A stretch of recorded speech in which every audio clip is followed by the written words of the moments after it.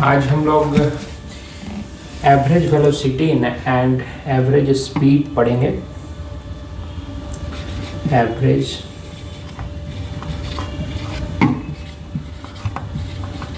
Velocity and average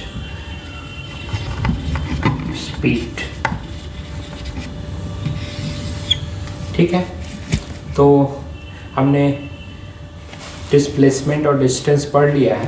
तो अब ये नेक्स्ट टॉपिक है average speed and average velocity. तो सबसे पहले हम लोग जानने की कोशिश करेंगे कि what is average velocity. Average velocity है क्या?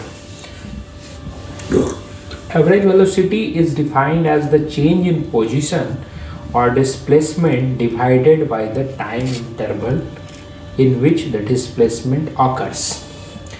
तो कह रहा है कि एवरेज वेलोसिटी जो है वो, जिसको हम वी बार से डिनोट करते हैं एवरेज वेलोसिटी को, ये कहता है कि कोई body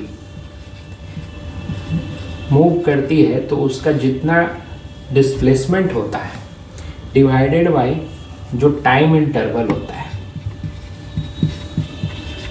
divided by time interval होता है। सपोज कोई ऑब्जेक्ट है, ठीक है, ये x1 पर है जब इसका टाइम t1 था, और ये x2 पर पहुंच गया जब टाइम t2 था। तो एवरेज वेलोसिटी क्या होगी? Change in position. Change in position क्या हो जाएगा? x2 minus x1, final position minus initial position. ये क्या होता है? Change in position.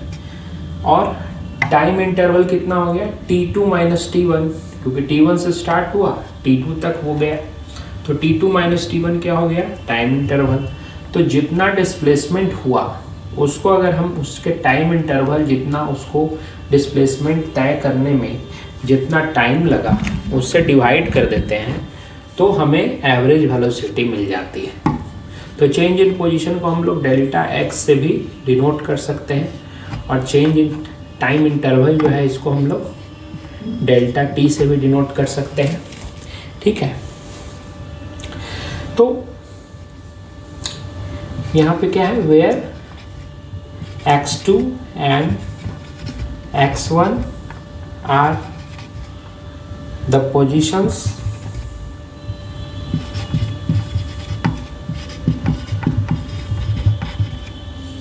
of the object at time t2 and t1।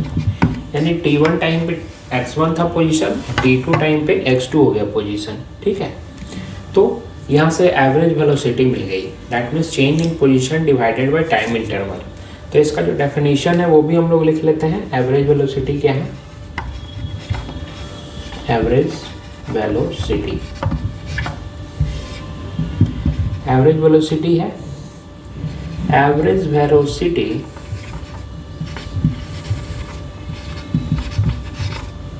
is defined as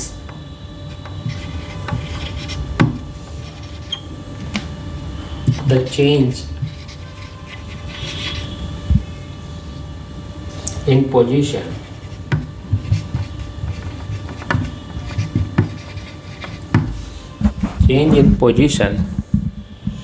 or displacement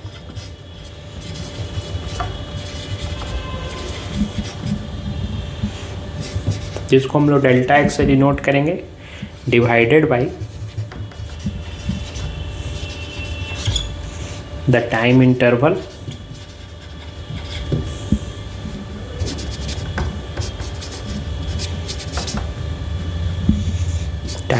को हम लोग डेल्टा t से डिनोट कर रहे हैं, इन विच डिस्प्लेसमेंट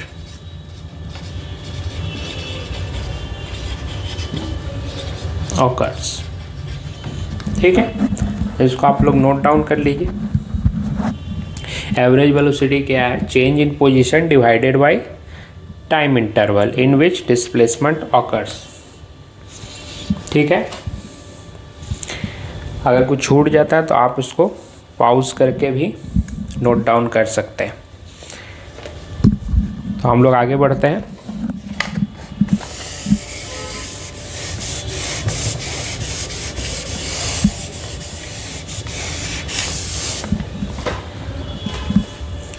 हमने यहाँ क्या देखा कि v क्या है, चेंज इन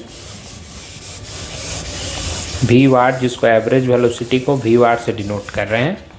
तो एवरेज वेलोसिटी क्या है, delta x by delta T. Delta x is displacement, और डिस्प्लेसमेंट का डायमेंशन क्या होता है, डिस्प्लेसमेंट को किससे डिनोट करते हैं, मीटर से, और डेल्टा टी को सेकंड से। तो इसका ऐसा यूनिट क्या हो जाएगा, क्या हो जाएगा, मीटर पर सेकेंड। ओके। दूसरी बात, चूँकि डिस्प्लेसमेंट को टाइम से डिवाइड करते हैं तो हमें एवरेज वेलोसिटी मिलती है। और डिस्प्लेसमेंट क्या है, हमने क्या बताया था, डिस्प्लेसमेंट कैसी क्वांटिटी है, ये वेक्टर क्वांटिटी है। तो इसलिए एवरेज वेलोसिटी क्या होगी, एवरेज वेलोसिटी भी क्या हो जाएगी, वेक्टर क्वांटिटी हो जाएगी। वेक्टर का मतलब क्या होगा, इसमें मैग्नीट्यूड होगा एंड साथ साथ क्या होगा, डायरेक्शन भी होगा। ठीक है।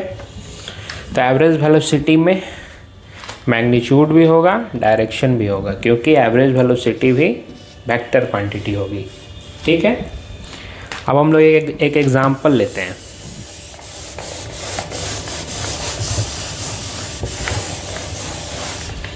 एक एग्जांपल लेते हैं। एक एक्स-टी ग्राफ है,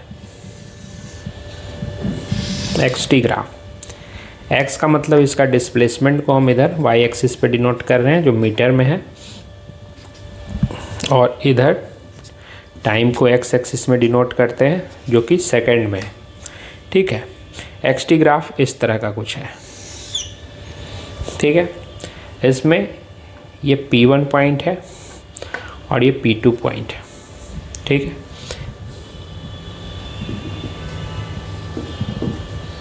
और P2 को यहाँ से मिला देते हैं। ठीक है।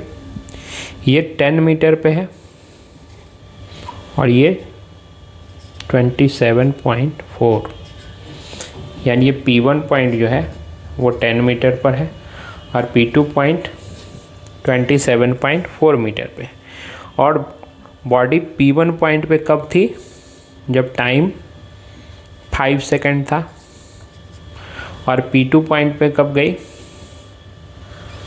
जब टाइम 7 सेकंड था। और हमें इसमें एवरेज वेलोसिटी निकालनी है। तो अभी हमने एवरेज वेलोसिटी क्या देखा, average velocity is equal to delta x by delta t, that means x2 minus x1 divided by t2 minus t1। ये देखा ना हमने। तो यहाँ पे P1 से P2 की तरफ ऑब्जेक्ट जा रहा है, तो फाइनल पोजीशन क्या हो गया, P2 का फाइनल पोजीशन हो गया, इसी को x2 कहेंगे, जो कि कितना है, यहाँ हम लोग y एक्सिस पे देख रहे हैं तो 27.4 है, तो 27.4 माइनस P1 इनिशियल पोजीशन जो है x1 वो क्या है, 10 पे है, तो माइनस 10 हो जाएगा, डिवाइडेड बाई फाइनल टाइम कितना है 7 सेकंड, और माइनस इनिशियल टाइम कितना है 5 सेकंड। तो यानी कि ये कितना हो गया 17.4 डिवाइडेड बाई 2। तो कितना आ जाएगा 8.7 मीटर पर सेकेंड। यानी P1 से P2 जाने में एवरेज वेलोसिटी कितनी हो गई, 8.7 मीटर पर सेकेंड। अगर ज्योमेट्रिकली हम इसको देखेंगे, अगर ज्योमेट्रिकली P1 से P2 कैसे मिलाते हैं और इसको T1 से T2 देते हैं, तो ये P1 से P2 ये हो जाएगा हमारा डेल्टा एक्स, यही डेल्टा एक्स हो जाएगा ना, और ये हो जाएगा डेल्टा टी। तो ये क्या हो जाएगा, ये थीटा है, तो इसका स्लोप हो गया ना, ये स्लोप हो गया इस लाइन का। तो geometrically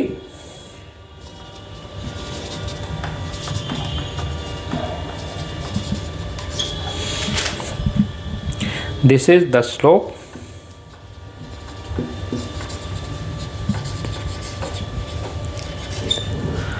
of the straight line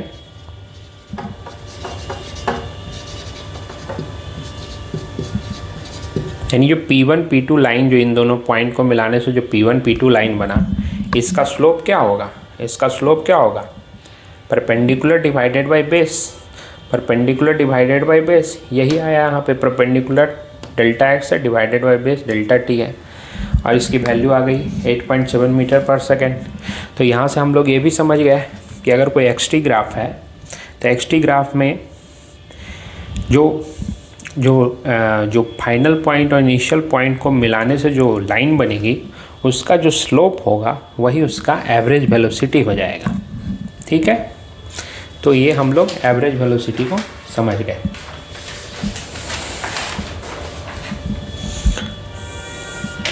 अब चूँकि एवरेज वेलोसिटी क्या है, ये एक वेक्टर क्वांटिटी है, तो वेक्टर क्वांटिटी में हमने क्या बताया था कि वेक्टर क्वांटिटी में मैग्नीट्यूड के साथ साथ डायरेक्शन भी होता है।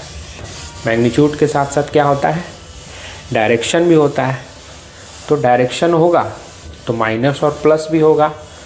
अगर हम लोग रेक्टिलिनियर मोशन की बात कर रहे हैं, मोशन स्ट्रेट लाइन की बात कर रहे हैं, तो स्ट्रेट लाइन में तो दो ही डायरेक्शन होते हैं, एक पॉजिटिव एक नेगेटिव। जैसे अगर एक ये ऑरिजिन है और स्ट्रेट लाइन मोशन हो रहा है, तो अगर हम इस डायरेक्शन में पॉजिटिव मानेंगे तो इसके अपोजिट इस डायरेक्शन में क्या मानेंगे? नेगेटिव मानेंगे। तो दो ही डायरेक्शन होता है, पॉजिटिव या नेगेटिव। ठीक है, तो इसलिए एवरेज वेलोसिटी में चूँकि डायरेक्शन होता है और हम लोग अभी स्ट्रेट लाइन पढ़ रहे हैं, तो यहाँ पे पॉजिटिव या नेगेटिव होगा। ठीक है, तो the average velocity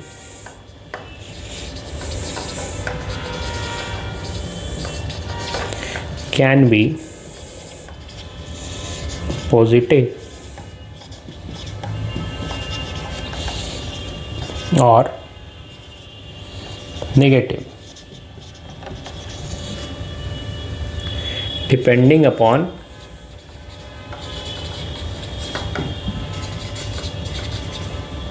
the sign of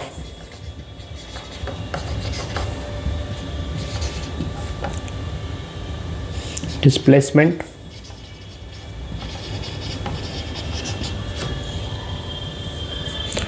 it is 0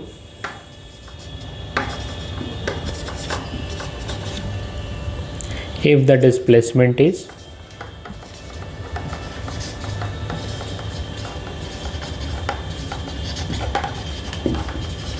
zero. तो आप क्या देख रहे हैं? आपने क्या देखा? Average velocity delta x upon delta T. Delta x क्या है? ये डिस्प्लेसमेंट है, और डेल्टा टी क्या है? ये टाइम इंटरवल है। तो टाइम इंटरवल तो हमेशा पॉजिटिव ही होगा, क्योंकि टाइम नेगेटिव नहीं होता है, वो बढ़ेगा ही। लेकिन डिस्प्लेसमेंट जो है वो नेगेटिव भी हो सकता है, पॉजिटिव भी हो सकता है। ये हम लोग पहले डिस्टेंस डिस्प्लेसमेंट में पढ़ चुके हैं, क्योंकि ये वेक्टर क्वांटिटी है। ये डिस्प्लेसमेंट नेगेटिव भी हो सकता है, पॉजिटिव भी हो सकता है। तो अगर डेल्टा एक्स पॉजिटिव होगा तो एवरेज वेलोसिटी पॉजिटिव होगा, अगर डेल्टा एक्स नेगेटिव होगा तो एवरेज वेलोसिटी क्या होगा? नेगेटिव होगा। ठीक है, तो ये डिपेंड करेगा डिस्प्लेसमेंट पे। एवरेज वेलोसिटी का नेगेटिव या पॉजिटिव होना किस पर डिपेंड करेगा? डेल्टा एक्स पे, दैट मीन्स डिस्प्लेसमेंट पे डिपेंड करेगा।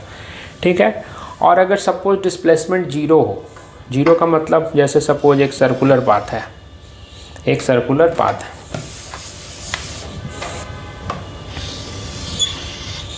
एक ऑब्जेक्ट ए से स्टार्ट करता है, ऐसे मूव करता है और फिर वापस ए पर ही आ जाता है। तो इस केस में फाइनल और इनिशियल पोजीशन सेम हो गया, तो डिस्प्लेसमेंट क्या हो जाएगा? यहाँ पे ज़ीरो हो जाएगा। तो अगर डेल्टा एक्स जीरो यानी डिस्प्लेसमेंट जीरो हो जाएगा, तो एवरेज वेलोसिटी क्या हो जाएगा? Zero upon delta t, that means zero. तो एवरेज वेलोसिटी जीरो भी हो सकती है, पॉजिटिव हो सकती है, निगेटिव हो सकती है, जीरो भी हो सकती है। ठीक है, ओके।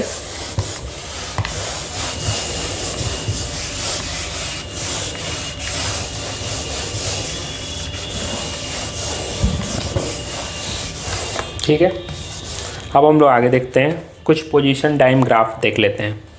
ठीक है, position time graph. Position time graph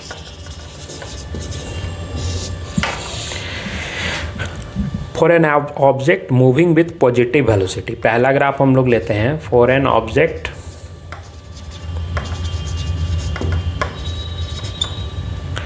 moving with positive velocity. Okay, तो सपोज ये पोजीशन टाइम ग्राफ में हम लोग वाई एक्सिस पे क्या दिखाते हैं, पोजीशन दिखाते हैं, और एक्स एक्सिस पे टाइम को दिखाते हैं। ठीक है, ये एक्स हो गया पोजीशन और ये टाइम टी हो गया। ठीक है, यहाँ पे ओरिजिन होगा। सपोज ऐसे ग्राफ है, इसका मतलब क्या हो गया कि टाइम के साथ साथ इसका पोजीशन बढ़ता जा रहा है, यानी ये पॉजिटिव वेलोसिटी है। ठीक है, ये पॉजिटिव डायरेक्शन में जा रहा है, तो ये पॉजिटिव वेलोसिटी हो गया। ठीक है, सेकेंड हो सकता है moving with negative velocity. Negative velocity, negative velocity में क्या हो जाएगा ग्राफ, सिंपली ये पोजीशन टाइम ग्राफ है। ठीक है, ये एक्स है, ये टी है।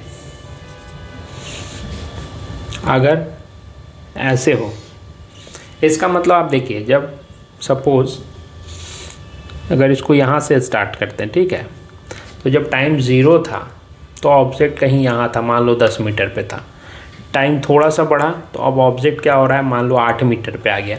फिर थोड़ा टाइम बढ़ा तो मान लो ऑब्जेक्ट कितना आ गया, 7 मीटर पे आ गया। मतलब इससे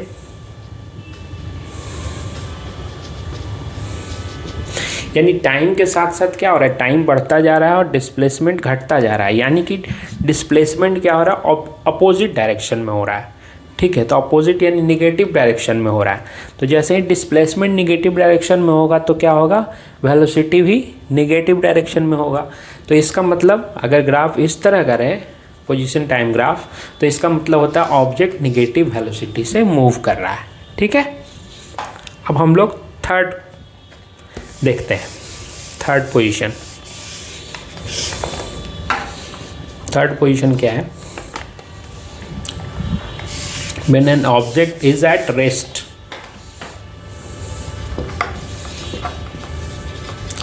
इसका मतलब है कि ऑब्जेक्ट मूव ही नहीं कर रहा है, वो स्टेशनरी है, वो रेस्ट पे है। ठीक है, यानी उसका पोजीशन चेंज नहीं हो रहा है। टाइम कितना भी होता जाए उसका पोजीशन चेंज नहीं हो रहा है। ठीक है, ये हो गया एक्स, ये हो गया टी। सपोज ये 10 मीटर है तो 0 सेकंड पे भी 10 मीटर पे है, 1 सेकंड पे भी 10 मीटर पे है, 2 सेकंड पे भी 10 मीटर पे। अब टाइम कितना भी बढ़ाते जाओ उसका पोजीशन हमेशा क्या है, 10 मीटर पे ही है। यानी कि उसका पोजीशन चेंज नहीं हो रहा है। तो जो भी अगर कोई ऑब्जेक्ट रेस्ट में होगा तो उसके लिए पोजीशन टाइम ग्राफ कैसा बनेगा, टाइम एक्सिस के पैरेलल होगा। टाइम एक्सिस के पैरेलल होगा रेस्ट में अगर ऑब्जेक्ट होता है तो। ठीक है, तो ये हम लोग एवरेज वेलोसिटी हमने देखा, साथ ही पोजीशन टाइम ग्राफ देख लिया। अब हम लोग आते हैं नेक्स्ट सेगमेंट की तरफ, जो कि है एवरेज स्पीड। अगर आपको कुछ समझ में नहीं आया तो आप वीडियो को पॉज करके फिर से बैक जाकर देख सकते हैं। ठीक है, तो हम लोग अब आते हैं एवरेज स्पीड पे। एवरेज स्पीड क्या होता है, average speed is defined as the total path length travelled divided by the total time interval during which the motion has taken place. तो वहाँ पे हम लोगों ने क्या देखा था, एवरेज वेलोसिटी में देखा था कि change in position divided by time interval. लेकिन एवरेज स्पीड में क्या हो रहा है, एवरेज स्पीड में क्या हो रहा है कि जो टोटल पाथ लेंथ है, टोटल पाथ लेंथ जो ट्रेवल किया ऑब्जेक्ट ने, ठीक है, और divided by total time interval, total time interval. Suppose जैसे एक ऑब्जेक्ट है, वो सर्कुलर पाथ में मूव कर रहा है। आप समझो एक बात को, सपोज वो सर्कुलर पाथ में मूव करता है, वो ए से शुरू करता है और वापस ए पे आ जाता है, ए से शुरू करके ए पर आ गया और इसका रेडियस कितना है, r है। रेडियस कितना है, r। तो डिस्प्लेसमेंट कितना हुआ, यहाँ से शुरू किया वहीं आ गया, यानी डिस्प्लेसमेंट 0 हो गया, यानी इसकी एवरेज वेलोसिटी क्या हो गई, 0। लेकिन अगर कोई पूछ दे एवरेज स्पीड, तो एवरेज स्पीड क्या होगा, अभी हम लोगों ने क्या पढ़ा कि total path length divided by total time interval. Suppose इसको पूरा घूमने में 5 सेकंड का समय लगा, ठीक है, 5 सेकंड का समय लगा, तो टोटल पाथ लेंथ क्या होगा जो इसने कवर किया, ये पूरा पेरीमीटर ऑफ सर्कल होगा। ये पेरीमीटर ऑफ सर्कल क्या होता है, 2πr, यानी यही हो गया टोटल पाथ लेंथ जो ऑब्जेक्ट ने कवर किया, और डिवाइडेड बाय टाइम, टाइम कितना है 5 सेकंड। तो ये हो जाएगा इसका एवरेज स्पीड। तो आप समझिएगा कि एवरेज स्पीड में हम लोग डिस्प्लेसमेंट नहीं लेते हैं, बल्कि उसने कितना पाथ लेंथ कवर किया, यानी कि पाथ लेंथ क्या होता है, डिस्टेंस होता है, यानी total distance covered divided by total time interval. ठीक है, इसी को हम लोग क्या कहते हैं, एवरेज स्पीड कहते हैं। ठीक है, क्या कहते हैं, एवरेज स्पीड कहते हैं। तो आप लोग लिख लीजिए, राइट डाउन कीजिए, एवरेज स्पीड क्या होता है, एवरेज स्पीड क्या होता है। Average speed is defined as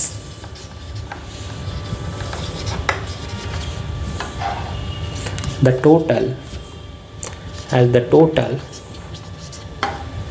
path length traveled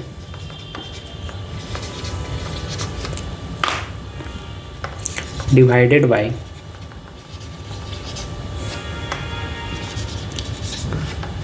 the total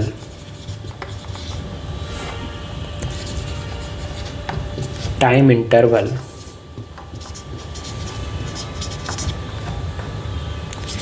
during which the motion has taken place। मैं एक एक चीज़ लिखाता जा रहा हूँ ताकि आपको बोर्ड के एग्ज़ाम में भी कोई प्रॉब्लम ना हो। आप जी मेंस जी एडवांस की तैयारी बखूबी करें, लेकिन एक एक डेफिनेशन, एक एक डेरिवेशन मैं लिखा दूंगा, तो आपको बोर्ड के एग्ज़ाम के लिए भी कुछ सोचना नहीं होगा। यानी आपका एक साथ बोर्ड से लेकर जी एडवांस तक की तैयारी हो जाएगी आपकी। ठीक है, इसीलिए मैं एक एक डेफिनेशन, एक एक डेरिवेशन को लिखाता जा रहा हूँ। ठीक है, तो टाइम तो लगेगा, लेकिन उसका रिज़ल्ट बहुत अच्छा आएगा। ठीक है बच्चों, तो एवरेज स्पीड हमने क्या बताया कि टोटल पाथ लेंथ, यानी जो टोटल डिस्टेंस ट्रेवल किया है एक ऑब्जेक्ट ने, उसको डिवाइड करेंगे हम लोग टोटल टाइम इंटरवल से, जितने समय के लिए वो मूव कर रहा है, मोशन में है, तो उसी को हम लोग क्या कहते हैं, एवरेज स्पीड। तो एवरेज स्पीड का फॉर्मूला क्या हो जाएगा यहाँ से, average speed is equal to total path length divided by total time interval। तो इसकी भी SI यूनिट क्या हो जाएगी, SI यूनिट, पाथ लेंथ क्या होता है, मीटर में होता है, और डिवाइडेड बाय टाइम, तो मीटर बाय सेकेंड। ठीक है, या इसको ऐसे भी लिख सकते हैं, metre second to the power -1। ठीक है, -1 पावर दे देंगे तो ये डिवाइडेड बाई के भी इक्वल हो जाएगा। ठीक है, तो ऐसा यूनिट ये हो गया। अब एवरेज स्पीड में क्या है, टोटल पाथ लेंथ को हम कवर कर रहे हैं, डिस्प्लेसमेंट को नहीं कवर कर रहे हैं। टोटल पाथ लेंथ का मतलब क्या हो गया, डिस्टेंस।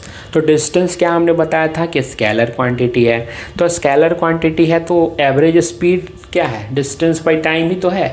तो अगर डिस्टेंस स्केलर क्वांटिटी है तो डेफिनेटली एवरेज स्पीड भी क्या हो जाएगी, स्केलर क्वांटिटी हो जाएगी, स्केलर क्वांटिटी। और इसमें क्या होता है, मैग्नीट्यूड होता है, मैग्नीट्यूड तो होता है। डायरेक्शन स्केलर में क्या होता है, नहीं होता है। तो स्केलर क्वांटिटी चूँकि एवरेज स्पीड है तो इसमें सिर्फ मैग्नीट्यूड होगा, डायरेक्शन नहीं होगा। तो जब डायरेक्शन नहीं होगा तो पॉजिटिव निगेटिव की बात नहीं आएगी, हमेशा ये क्या होगा, ऑलवेज पॉजिटिव होगा। क्या होगा? ऑलवेज पॉजिटिव, ऑलवेज पॉजिटिव होगा। क्यों? क्योंकि इसमें डायरेक्शन नहीं है। ठीक है, तो नेगेटिव पॉजिटिव का झंझट नहीं है। Average speed will be always positive. वहीं एवरेज वेलोसिटी क्या होगा? वो पॉजिटिव भी हो सकता है, नेगेटिव भी हो सकता है। ठीक है, और if the motion of an object is along a straight line and in the same direction, the magnitude of displacement is equal to the total path length. In that case, the magnitude of average velocity is equal to the average speed. बहुत ही अच्छी बात कही जा रही है। क्या कही जा रही है?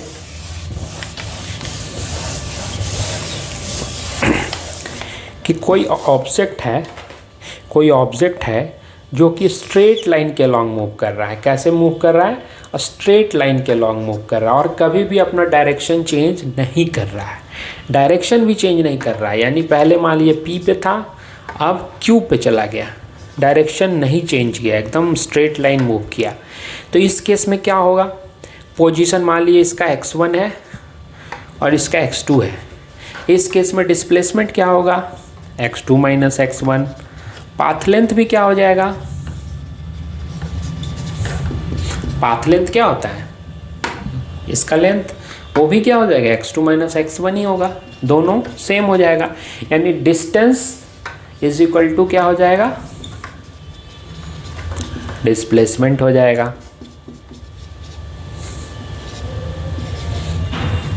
यानी कोई ऑब्जेक्ट स्ट्रेट लाइन में मूव करे और डायरेक्शन चेंज उसका नहीं हो, उस केस में डिस्टेंस और डिस्प्लेसमेंट क्या होता है? इक्वल होता है। तो डिस्टेंस भी इक्वल हो गया, डिस्प्लेसमेंट इक्वल ही हो गया, तो डिस्टेंस बाय टाइम और डिस्प्लेसमेंट बाय टाइम ये भी तो इक्वल होगा। और ये क्या है? एवरेज स्पीड है ये, और ये क्या है? एवरेज वेलोसिटी है।